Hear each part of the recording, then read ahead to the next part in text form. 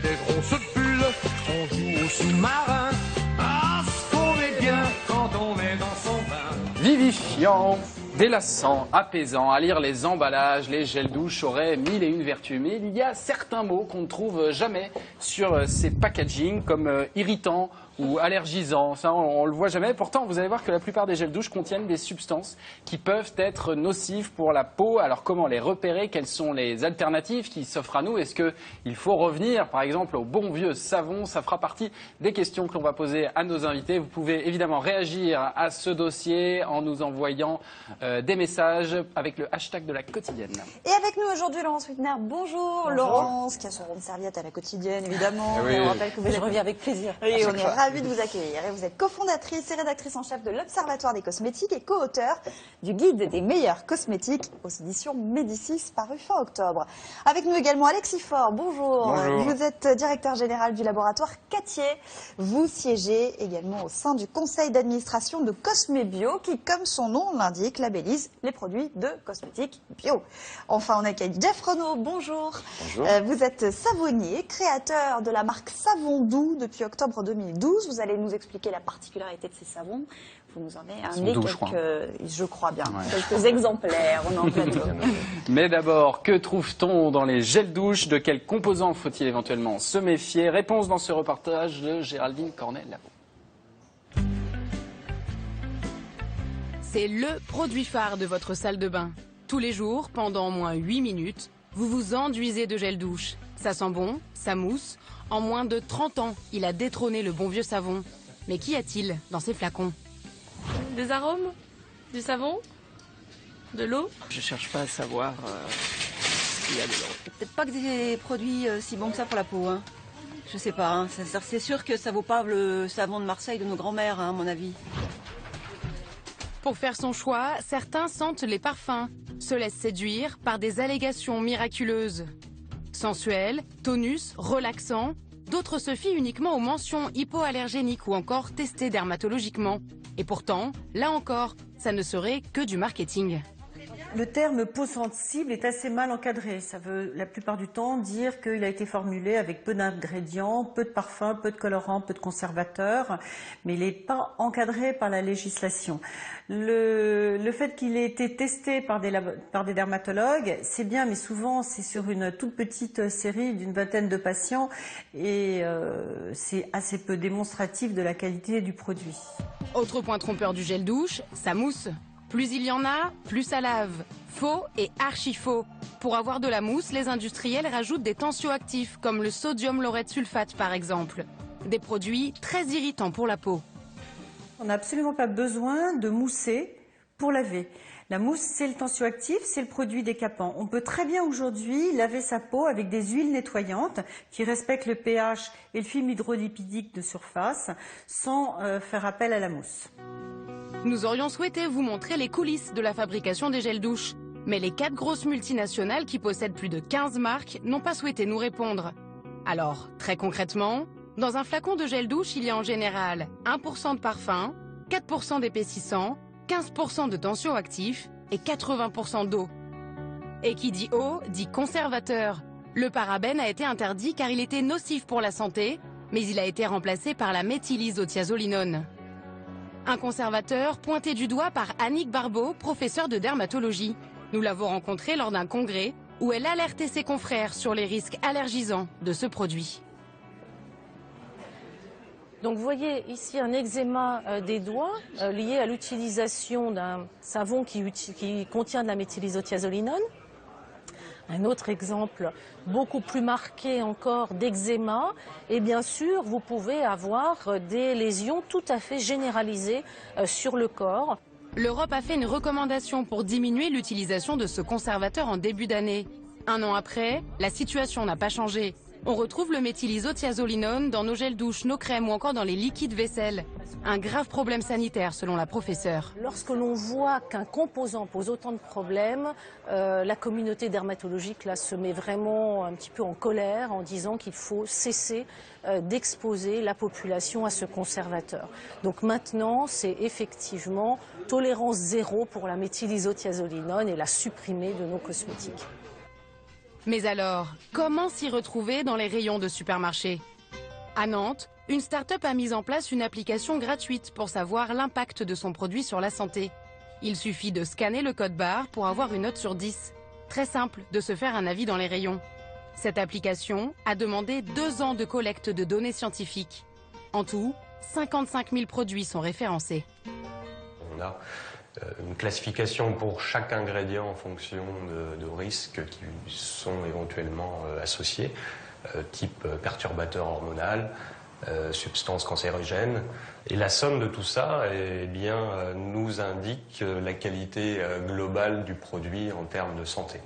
En France, vous êtes 77% à utiliser quotidiennement un gel douche. Il s'en vend 500 000 flacons par jour. Alors Laurence, pour que ce soit bien clair pour nos téléspectateurs, on va dresser ensemble la liste des produits qui peuvent éventuellement poser problème dans les gels douche. On en a parlé dans le sujet, peut-être le numéro 1, c'est le méthylisothiazolinone. C'est les conservateurs, déjà en général. Il n'y a pas que le méthylisothiazolinone, mais c'est vrai que celui-là, on en parle beaucoup en ce moment. Son copain, il a un nom aussi. Il est souvent en association avec le méthylchloroisothiazolinone. Quand on voit thiazolinone, on peut les éviter. C'est vrai qu'on les a beaucoup plus employés dans les produits au fur et à mesure que les fabricants voulaient éviter les parabènes parce que les consommateurs refusaient les parabènes. Et donc, on a exposé de plus en plus la population à ces 2 produits et donc leur potentiel allergisant qui existait déjà, qu'on connaissait avant, a explosé et que de plus en plus de gens ont été sensibilisés. Et justement, les parabènes, on en trouve encore? On en trouve encore et on en trouvera encore parce que du fait du... C'est pas interdit, quoi. Non, c'est pas interdit. Les plus dangereux ont été interdits. Ceux qui restent actuellement, il y en a 2 qui sont déclarés comme sûrs par les autorités sanitaires, pas allergisants et pas toxiques. Et puis 2 autres, essentiellement, qui sont là, eux, sous contrôle et qui vont être réduits en concentration autorisée dans les produits. D'accord. Mais on peut encore en trouver et c'est peut-être pas le pire quand on voit ce que peut faire la méthylisothiazolinone. On peut parler du sodium peut-être. Alors sodium laurette et sodium lauryl sulfate. Alors là, on est dans les tensioactifs, c'est-à-dire ce qui fait la mousse, donc ce qui ne lave pas, mais ce qui fait la mousse. Alors le sodium lauryl sulfate. On rappelle que la mousse ne sert pas à grand-chose, la mousse ne lave pas. C'est pas elle qui lave. La mousse fait plaisir. Ça donne l'impression. Voilà. Et puis c'est une habitude de consommation aussi d'avoir beaucoup de mousse dans les produits lavants. Alors le sodium lauryl sulfate et l'ammonium lauryl sulfate sont les 2 tensioactifs parmi les plus irritants du marché, on peut dire. Ils sont souvent en association avec d'autres pour limiter un peu leur irritation. Et les sodium laurettes, eux, sont des tensioactifs qui ont la même racine mais qui sont étoxylés, c'est-à-dire qu'on subit un traitement chimique qui sont un peu moins irritants pour la peau mais un peu plus irritants pour l'environnement. Allez voir sur vos gels douche à la maison, il y a de fortes chances que vous trouviez ces termes-là dessus. Cela dit, il y a des façons de construire des bases lavantes beaucoup plus douces et beaucoup plus respectueuses de l'épiderme sans ces tensioactifs-là.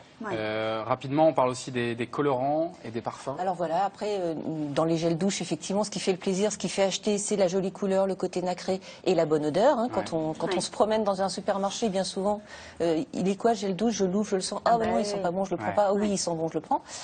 Bon, ça, c'est juste les additifs, ça sert à rien en fait, sinon au plaisir d'utilisation. Et un dernier point, le BHT.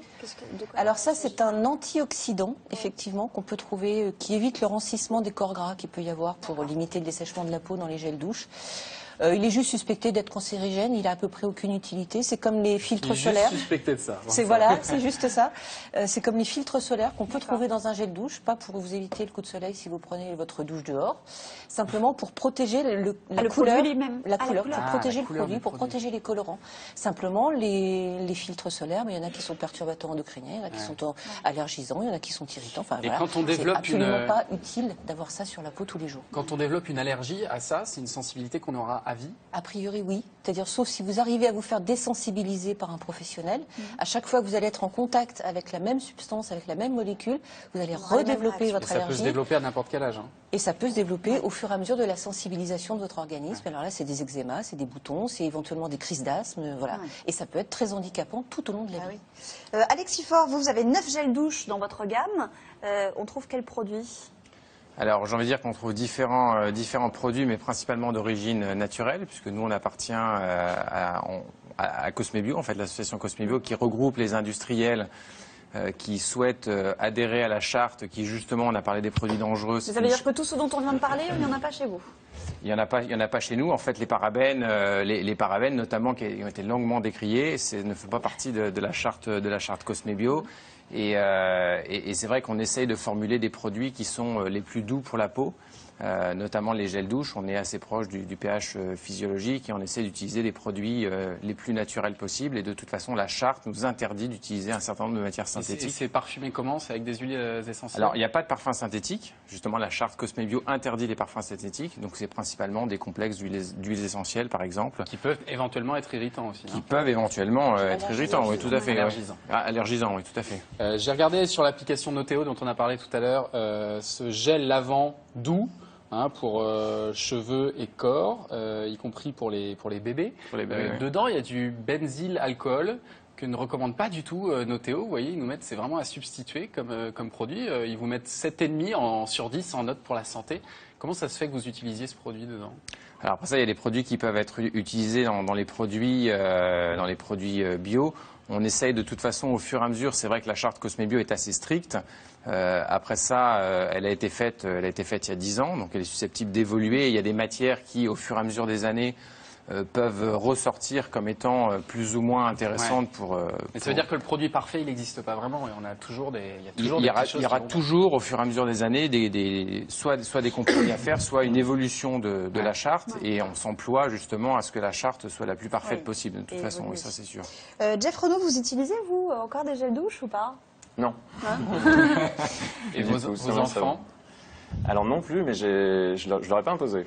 Ils y sont venus d'eux-mêmes et ils ont continué, alors que j'étais déjà savonnier, à utiliser du gel douche pour les raisons qu'on a expliquées, le plaisir du parfum ou de la mousse ou la rapidité aussi. L'un des succès, c'est pratique. Voilà. Le confort, la vie moderne est rapide, on a peu de temps, donc hop, on a l'impression. Vous avez créé votre boîte de savon il y a 2 ans. Qu'est-ce que vous faisiez avant? J'étais dans l'informatique avant, donc rien à voir. Comment un jour on se lève le matin et on décide d'aller faire des savons? C'est pas un matin, on se lève, d'abord j'en ai fait pour moi, à la maison. J'ai décidé un jour, face à toutes ces fioles, ces flacons, ces bouteilles ou autre chose, et puis avec ces produits qui commençaient à vraiment poser problème, à être dénoncés, à dire mais c'est pas possible, il y a trop de produits déjà, parce qu'il y a aussi les effets cocktails dont on pourrait parler, c'est-à-dire la multiplication et le croisement des produits dans beaucoup de produits de beauté ou de soins qu'on utilise. Mais c'est plus une prise de conscience de consommateur que vous, des allergies, vous n'aviez pas spécialement... Non, j'avais pas d'allergie. Donc c'était vraiment une conscience de consommateur. J'ai décidé de fabriquer mon savon parce que je me suis intéressé en disant finalement s'il fallait un seul produit dans la salle de bain, lequel serait-il? Et le savon, il ne faut pas oublier que c'est l'origine quand même de l'hygiène. On va revenir à vos savons dans un instant et à ses propriétés. D'abord, on va regarder sur les gels douche, les premiers de votre classement, dans votre livre, les guides des meilleurs cosmétiques. Alors le premier, toute catégorie confondue de gel douche, c'est celui-là, c'est Melvita. Pourquoi celui-là? Parce qu'il avait une base lavande douce, donc aucun tensioactif irritant, parce qu'il était en plus enrichi en aloe vera, qui est toujours hydratant, adoucissant pour la peau, donc qui est un bon ingrédient et il y en a une belle dose. Et puis que son potentiel sensibilisant et justement irritant était très très très faible et qu'il n'était pas très cher, donc ça faisait un produit familial. Oui, c'est ça, parce qu'il y a en dessous, il y a marqué si le prix ne comptait pas, là pour le coup ce serait Cattier qui serait numéro 1, malheureusement monsieur vous êtes encore trop cher. Donc il faut baisser un peu le prix pour devenir numéro 1. Voilà, il va falloir baisser un petit peu. Catégorie peau sensible, maintenant, le numéro 1, c'est le lauréat est Douce Nature. Pourquoi Douce Nature. Alors, de la même façon, une base lavante extrêmement douce, et là, pas de parfum, donc pas d'huile essentielle, aucun risque d'irritation ou de sensibilisation des peaux fragiles, donc c'était tout à fait idéal pour ce type de peau. Et vous faites une différence entre peau sensible et peau sèche, où vous mettez là Jonzac en premier, c'est quoi la différence entre peau sensible et peau sèche? La peau sensible, c'est une peau qui réagit très facilement. La peau sèche, elle est simplement en manque d'hydratation. Et donc là, justement, dans le Jonzac, avec une base lavante, encore une fois, très douce, un petit peu de beurre de karité dedans pour nourrir un petit peu la peau. Même si, quand on nourrit la peau en 2 minutes avant de la rincer, c'est pas... Mais c'est mieux que pas du tout. Voilà, c'est toujours mieux. On a reçu un SMS en préparant cette émission. Est-ce que les gels douche qui font aussi shampoing sont de bons produits? Ah oui. Ah non, spécialiste. Non. Quand même prendre la parole. C'est extrêmement pratique. C'est pratique. C'est vrai que c'est pratique, simplement, c'est vrai que bien souvent, sur les cheveux, ils sont un petit peu décevants parce que ça manque de ce qu'on appelle les conditionneurs capillaires qui permettent de lutter contre l'électricité électrostatique, qui permettent de mieux coiffer les cheveux. Voilà. Donc ils en manquent un petit peu. C'est un bon compromis quand on peut, après une séance de sport, dans le sac, on prend qu'un seul produit au lieu de 2. Voilà. Juste mais on le c'est dit, pas dans forcément votre utilisé classement, tous le les numéro jours. 1 dans cette catégorie Oui. des shampoings douche, hein, c'est le Coslis que vous Voilà, avez parce qu'on en trouve aussi présenté. qui sont satisfaisants et qui sont bien sous tout rapport. Ils sont pas mal. Gérard, Oui, non, je vais poser une question parce que j'y connais rien. Moi, je suis juste un consommateur de gel douche. Autant quand vous dites c'est pas assez efficace pour laver les cheveux, bon, ça je comprends bien, c'est la fonctionnalité. Chaque producteur fait comme il veut. Mais quand on parle de produits sur lesquels vous êtes tous d'accord pour dire qu'ils sont dangereux ou qu'ils posent des problèmes, pourquoi ils ne sont pas interdits? Alors, parce que c'est assez long, le processus, pour faire interdire un ingrédient. Si vous voulez, il faut qu'on soit persuadé qu'il est nocif pour la santé, il faut qu'il y ait des preuves scientifiques qui viennent en support de cette affirmation, il faut qu'il y ait des études cliniques, ou il faut qu'il y ait des remontées du terrain, comme pour les dermatologues qui ont tiré la sonnette d'alarme sur la méthylisothiazolinone. Ouais. Et à ce moment-là, on peut imposer à l'industrie de ne plus utiliser cet ingrédient qui leur est utile. Mais est-ce que c'est pas aussi parce qu'ils sont en tellement petite quantité et qu'ils ne sont pas destinés à être ingérés? Ou alors ils passent la barrière cutanée, d'accord, mais finalement il faudrait vraiment en utiliser beaucoup, non? Non, c'est la manière répétée d'utiliser ces produits. C'est ça le problème. C'est ça aussi qui rend compliqué leur interdiction. Non, c'est sur la durée. Ça peut être des années. D'où l'intérêt peut-être de changer régulièrement aussi de. Le problème, c'est que par exemple, pour la méthylisothiazolinone, elle était utilisée dans les shampoings, dans les gels douches de façon assez traditionnelle. Et puis elle a commencé à être utilisée dans tout un tas d'autres produits, y compris des produits non rincés, si bien que chaque consommateur a augmenté son exposition à ce conservateur parce qu'il se trouve dans plusieurs produits qu'il utilise tous les jours, et donc sur la répétition et sur l'augmentation des doses, ça fait cet effet-là. SMS, est-ce que les produits bio sont dépourvus d'allergènes? Non. Non, on peut pas dire ça. Non, mais de toute façon, la réglementation impose de les noter, de les citer. Quand ils dépassent une certaine dose. Donc, il y a pas, là, on n'est pas fait pour tromper le consommateur, tout à fait. Ouais. Vous, vos produits sont plus chers à fabriquer que les produits non bio? Oui, tout à fait, parce qu'en fait, les matières premières sont bio, sont beaucoup plus chères. Donc forcément, derrière, même si on réduit peut-être un petit peu plus les marges pour rester compétitif, ils sont plus chers en magasin. À l'arrivée, on est forcément plus cher. Mais justement, tout l'objectif, et chez Cattier, on est très attaché à cela.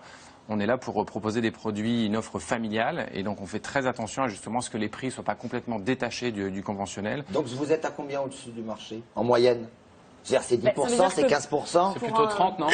Justement, la moyenne serait plutôt à 30, et nous on essaie d'être plutôt plus proche de 10%, justement pour laisser l'opportunité, parce qu'on souhaite que le consommateur ait le choix et que ce ne soit pas simplement un choix économique finalement. Et qu'est-ce qui dit que vos produits seront vraiment meilleurs pour la peau? Vous les faites tester? Alors il y a un certain nombre de tests, tout à fait. Alors il y a des tests qui sont obligatoires, et puis ensuite on peut rajouter un certain nombre de tests supplémentaires, comme des tests d'usage, pour justement tester, comme le fait la cosmétique conventionnelle, auprès d'un panel de consommateurs, et tester soit l'irritation oculaire, soit en fonction des revendications qu'on souhaite avoir sur le produit, on peut ajouter tel ou tel test.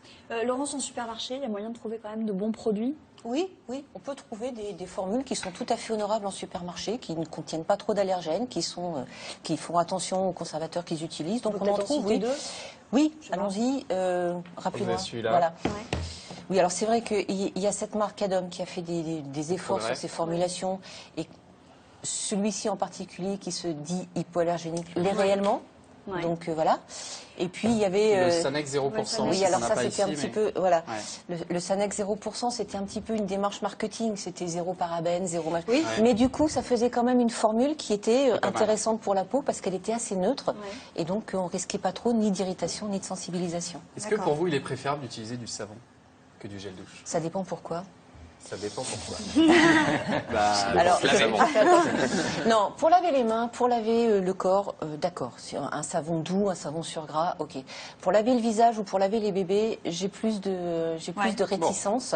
Bon. Même avec des savons de très très bonne qualité, je fais attention à mon voisin. Oui, c'est ça. On va revenir à vous dans un instant. Voilà. On va parler maintenant effectivement des savons saponifiés à froid. Alors, je ne sais pas si vous savez de quoi on parle. Manifestement, Fabien, je pense que c'est du chinois. T'inquiète pas. Eh ben, écoute, regarde bien l'écran pour une fois. Écoute bien ce sujet. Car tu pour vas une fois tout dans ta comprendre dans le reportage signé Géraldine Cornelavo. Regarde, c'est là-bas. Ah, c'est là-bas. Oui, c'est là.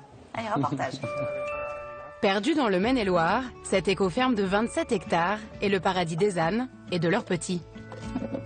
Voilà, tu donnes ton lait, Jessie. Les deux ânons ont 3 mois et demi. Agnès a attendu qu'ils soient sevrés pour traire leur mère. Les petits sont éloignés juste le temps de la traite. Une traite faite à la main, maximum 2 fois par jour. Sur la production de la journée, qu'une ânesse produit à peu près 6 à 7 litres de lait par jour, nous on va prélever au maximum, je dirais, un demi-litre. Mais on prend ce qu'elle nous donne, on n'est pas exigeant. Il y a 10 ans, Hervé et Agnès ont quitté leur vie de citadins pour se lancer dans la savonnerie bio au lait d'ânesse. Mais pas n'importe comment. Le concept d'éco-ferme leur tient à cœur. Exemple avec la gestion des ânes. Sur la ferme, il y en a 18. Tous les ânons, même mâles, sont gardés. Et chez nous, aucun animal n'est vendu, aucun animal ne va à l'abattoir. On garde tout le monde, c'est pour ça qu'on ne fait pas d'intensif, parce qu'on ne pourrait pas garder tout le monde si on faisait d'intensif. Et donc, et on n'a pas besoin de plus non plus, puisqu'on ne traite pas tous les jours, donc on a de la marge. À peine le lait tiré, il va immédiatement être transformé en savon. Et pour se rendre au labo, il suffit juste de traverser le pré. La recette des savons est simple, du lait, des huiles végétales, du beurre de karité et de coco. Et dans la formule, aucun conservateur ou additif chimique. Ça, c'est de la lessive de soude, en fait, qu'on va mélanger avec des corps gras. Donc, nous, les corps gras, ce sont des huiles. Donc, des huiles alimentaires, hein, qu'on peut manger, il n'y a pas de problème, et qui sont bio, certifiées AB. Le mélange des ingrédients se fait à froid, afin de conserver toutes les propriétés des produits. La majeure partie des huiles de colza ou encore de chanvre est fabriquée en Anjou par des collègues agriculteurs bio. On se fait connaître tous ensemble et puis on reconnaît la valeur du travail de chacun et ça fait connaître au public aussi. Et en plus, ce qui est très important, c'est qu'on sait comment c'est fait, d'où ça vient, avec quoi. Hein, on est sûr, c'est pas de l'importation, on est sûr des qualités. Une fois les huiles mélangées à la soude, il ne reste plus qu'à ajouter le lait. Ces gestes, cette ancienne comptable a dû les apprendre. Pour devenir artisane savonnière, elle a participé à plusieurs formations. Aujourd'hui, son laboratoire est aux normes et tous ses savons sont testés par un toxicologue. Au bout d'une vingtaine de minutes, le mélange avec des fleurs de lavande est prêt. C'est un moule de 3,5 kg d'huile saponifiée, donc j'ai 350 g de lait, 10%. Il faudra attendre 4 semaines pour que le savon durcisse et sèche. 40 savons de 100 grammes pourront alors être vendus. Le lait d'ânesse, ça régénère les couches superficielles de l'épiderme, donc grâce aux vitamines, aux enzymes qu'il contient, les oligo-éléments. Et ça fait des savons de soins, qui sont très très bons pour les peaux fragiles. La majorité de ses clients sont des personnes qui ont eu des problèmes de peau avec les gels douche achetés en grande surface. On trouve, nous, qu'il est déjà grand temps de se mettre à faire attention à ce qu'on consomme. Pour soi et pour le reste de l'humanité et pour nos enfants aussi plus tard. Agnès vend près de 1500 savons par an en vente directe ou sur le net. Comptez en moyenne 5 € pour un savon de 100 grammes. Alors, Jeff Renaud, vous utilisez exactement la même technique de saponification à froid, oui. Au-delà du nom barbare. Qu'est-ce que ça apporte au produit vraiment? Alors, la saponification, c'est la transformation de corps gras, d'huile végétale dans mon cas, en savon. Voilà, c'est une chimie naturelle. La nature, c'est fait. On ne le chauffe pas dans un à froid, on ne cuit pas. Et en ne cuisant pas, ça permet de préserver intactes toutes les propriétés des matières premières utilisées. Les matières premières nobles qu'on utilise, si on les cuit, elles perdent de leurs propriétés. Et alors justement, quels sont les composants que vous utilisez, vous? Moi, dans mon cas, il y a des huiles végétales uniquement. Coco, karité, huile d'olive, cartame, sésame, plusieurs huiles différentes selon les savons. Pas d'huile de palme. Et puis des huiles essentielles pour les parfums, pour ceux qui contiennent des parfums. Et à combien vous les vendez, ces savons? 6,50 € pièce. 6 €. Ouais. Ah, c'est sûr que Valérie, on a au-dessus des prix de supermarché. Après, voilà, il faut relativiser. C'est vrai que c'est beaucoup plus cher qu'un savon lambda qu'on va acheter en hypermarché. Maintenant, un savon, ça dure quand même un certain temps. Et en tout état de cause, même en mettant un peu plus d'argent dans un savon, ça va durer plus longtemps que... Finalement, ça revient plus cher, je pense, d'utiliser des gels douche. Oui, parce qu'on en met beaucoup plus. Et à ce prix-là, il mousse votre savon ou pas? Pas tous. Pas de mousse même pas. Il mousse pas. Si, la plupart. Mais le lait d'amande, par exemple, que Maïa a près d'elle, ne mousse pas celui-là. Ouais. Un lait plus doux. Non, voilà, à part le plaisir dont on parlait tout à l'heure. Oui, c'est vrai qu'on perd la mais notion. le C'est important, bien sûr. C'est pour ça que les autres moussent. Qu'est-ce que vous pensez Mais ce lait d'amande qui est destiné à toutes les peaux sensibles, fragiles, puisqu'il justement il contient il est très gras, c'est ça. Voilà, il va être très très doux, il va être en lait d'amande. Moi, j'utilise pas de produits dérivés de l'animal, donc je fais du lait d'amande plutôt que d'utiliser du lait d'ânesse. Mais ça va être quelque chose pour la peau, pour tous les gens qui ont des peaux sensibles, réactives, vraiment un bonheur. Il n'y a pas d'huile essentielle dans celui-là. Exactement. Qu'est-ce que vous en pensez, Laurence Wittner, de cette technique de la saponification à froid? Vous nous disiez le savon, pas forcément notamment sur les petits, mais là, pour le coup... C'est vrai que cette technique a l'avantage de donner des savons naturellement sur gras, donc qui dessèchent moins la peau et qui sont plus adaptés à l'épiderme. Donc on peut les considérer comme les meilleurs des savons au niveau qualité, la saponification à froid. SMS, est-ce que le savon de Marseille est doux pour la peau? Ah bah non. Non. Je pense que c'est voilà, ce qu'on peut trouver de plus Marseille. bas au niveau de la qualité des savons. D'accord. Ça reste un savon naturel, oui. disons-le quand même. C'est-à-dire qu'il utilise des produits naturels. Donc à la limite, je préfère que les gens utilisent du savon de Marseille que certains produits peu recommandables dont on a pu parler en première partie. Mais c'est vrai que le savon de Marseille a été formulé initialement pour le linge, pour faire la lessive. C'était son utilisation de façon générale. Sur une manière répétée d'utilisation sur le long terme, il va quand même beaucoup dessécher la peau. Il va être légèrement décaper, quoi. On peut l'utiliser de temps en temps. Il y a des usages, quand on a les mains très sales, on rentre du jardin, oui. Mais pour le visage ou pour le corps, de façon répétée tous les jours. Uniquement pour les rugbyman, je déconseille. Dans votre classement des meilleurs cosmétiques, vous mettez-vous comme savon Cattier en numéro 1. Si on devait choisir entre le gel douche ou le savon, qu'est-ce qui est le plus doux pour la peau finalement pour vous? C'est une vaste question, mais je pense qu'avant tout, c'est le consommateur aussi qui choisit par rapport au plaisir, à la praticité. Le marché aujourd'hui est le marché de l'hygiène en fait est très clair. Il y a à peu près 80% des produits vendus qui sont des gels douche. Donc c'est vrai que nous, on n'est pas des spécialistes des savons. Comme savon. Vous les sous-traitez d'ailleurs. On les sous-traite parce que c'est quelque chose qu'on ne sait pas faire. Donc ça là-dessus, il n'y a pas de secret. Par contre, les gels douche, évidemment, on les fait nous-mêmes. Et c'est vrai qu'aujourd'hui, dans nos ventes, 80% de nos ventes sont des gels douche. Donc on fait des savons parce que les consommateurs le demandent aussi. Quoi. Le label bio, c'est une garantie pour vous sur le savon? Non, pas suffisante, parce que le label couvre, mais peut autoriser certains produits. Ça dépend des labels ou des mentions. Elles n'ont pas tous le même niveau d'exigence. C'est un guide. Non, je ne l'ai pas. Je suis tout petit, je suis tout seul. C'est cher. Ça coûte de l'argent. Ça coûte de l'argent pour les petites marques. Ça favorise donc les grandes marques. Il faut le dire. Et puis ça ne garantit pas que le produit ne sera pas irritant ou allergisant. C'est pas suffisant. Faut aller lire la listing qui elle est barbare, rébarbative, certes, mais c'est la seule solution d'être certain. On est vraiment dans la logique de Julien, votre chroniqueur bien-être sur la slow cosmétique. Exactement. Pour être vraiment dans la slow cosmétique, utiliser le moins de produits possible et savoir les produits qu'on utilise et décoder la listing fee. Vraiment, c'est important. N'y a-t-il pas de problème d'hygiène avec un savon qui restera sur le rebord du lavabo et qui sera utilisé par plusieurs personnes? On voit ça dans certains restaurants au bord du lavabo, de la toilette, c'est toujours un peu répugnant.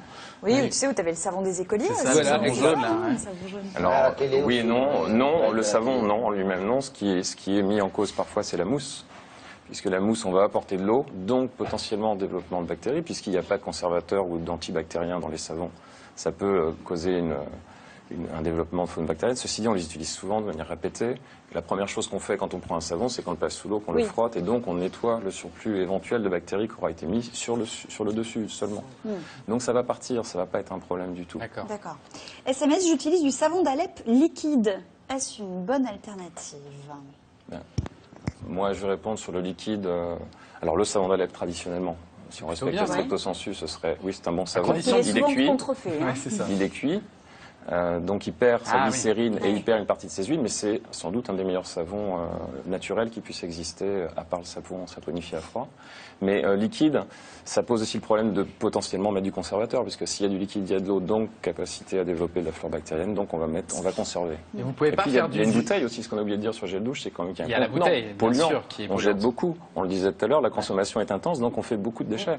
Beaucoup. Alors vous, il y a juste un petit emballage en carton. Exactement. Est-ce que vous pourriez faire du savon liquide saponifié à froid? C'est possible? Ça existe, mais il y a un vrai questionnement sur la conservation, utiliser des conservateurs. D'accord.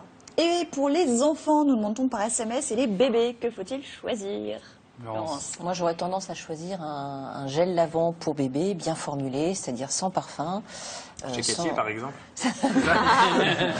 Mais en tout cas, plutôt qu'un savon et même un savon à froid, je prendrais quand même un gel lavant, mais avec une formulation complètement nickel, c'est-à-dire une base lavande très très douce. Et puis pas de colorant, pas de parfum, c'est pas la peine, quoi. Et Jeff nous dira le savon au lait d'amande, j'imagine. Mais essentiellement pour les bébés, beaucoup l'eau, c'est-à-dire pas utiliser beaucoup de produits. Un bébé, il est relativement propre, il ne salit pas, il n'y a pas beaucoup de choses qui le salissent. Donc un bain à l'eau, beaucoup l'eau, va laver après sur les pliures. Oui, un savon comme le lait d'amande sur les zones pliantes ou une fois par semaine pour un peu enlever le surplus. Mais de façon vraiment non, mais les faits, c'est tout ça quand même sur les bébés, c'est important parce qu'ils sont dans des couches, il faut quand même... Ça évite les irritations. J'utilise une éponge rose de douche. Est-ce que c'est trop agressif pour la peau? C'est vrai qu'on n'a pas dit aussi avec quoi on se nettoie. Est-ce qu'il faut mieux se nettoyer à la main? Le gant. Alors l'éponge, c'est pas du tout agressif, simplement c'est pas forcément très hygiénique, parce que là pour le coup ça macère à l'intérieur, et si on n'est pas très précautionneux dans la façon dont on la nettoie et dont on l'entretient, ça peut être un nid à bactéries assez rapidement. Il faut bien faire sécher entre 2 utilisations. Très bien. On va vous rappeler quelques petits conseils qu'on peut vous donner avant de refermer ce dossier. D'abord, pour bien choisir, pensez avant tout à lire les listes de composants présents dans vos produits. C'est peut-être un peu contraignant, mais si c'est trop lourd, on vous a parlé, on vous a montré l'application Noteo qui peut s'en charger pour vous également.